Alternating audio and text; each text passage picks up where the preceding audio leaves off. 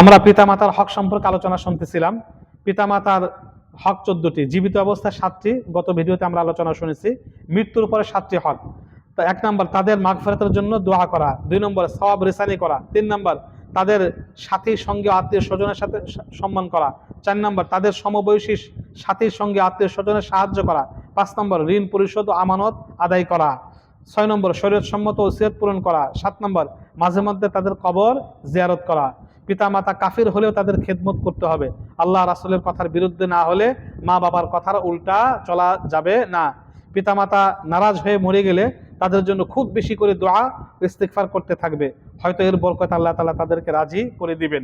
এবং তাদের জন্য দান সাদকাও করতে হবে। অন্য কারো পিতামাতাকে মন্দ বলবে না, কারণ তাহলে সে তোমার পিতামাতাকে মন্দ বলবে। অতএব তোমার পিতামাতাকে মন্দ যেন তুমি বললে, অন্য কারো পিতামাতাকে খারাপ বলা মানে সে তোমার পিতামাতাকে খারাপ বলবে। অর্থাৎ তুমি, এর দ্বারা কি বোঝা গেল যে তুমি তোমার পিতাকে খারাপ বলবে। পিতামাতা যদি কোনো ভালো কাজ শুরু করে দিয়ে থাকে সেটা জারি রাখা, খারাপ কাজ যদি জারি করে যায় সেটা বন্ধ করে দেওয়া।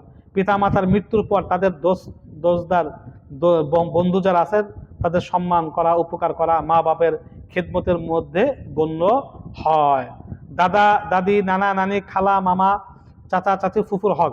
দাদা দাদি, নানা নানি শরীয়তের দৃষ্টিতে মাতা পিতার সমতুল্য। মাতা পিতার হক সমূহ তাদেরও হক বা অধিকার মনে করতে হবে।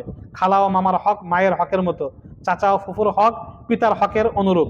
হাদিসে এ কথার প্রতি ইঙ্গিত রয়েছে, সুতরাং তাদেরও হক আদায় করতে হবে। দাদা দাদি, নানা নানি, খালা মামা, চাচা ফুফু ইত্যাদি তাদের হকের দিকে খেয়াল রাখতে হবে। অনেকে এরকম রয়েছে যে পিতা, দাদা দাদি, নানা নানি, চাচা চাচি, ফুফু ইত্যাদির হক তো আদায় করেই না, তাদের সাথে জীবনে দেখাও করে না। বিষয়টা এমন না হওয়া উচিত। আমিন।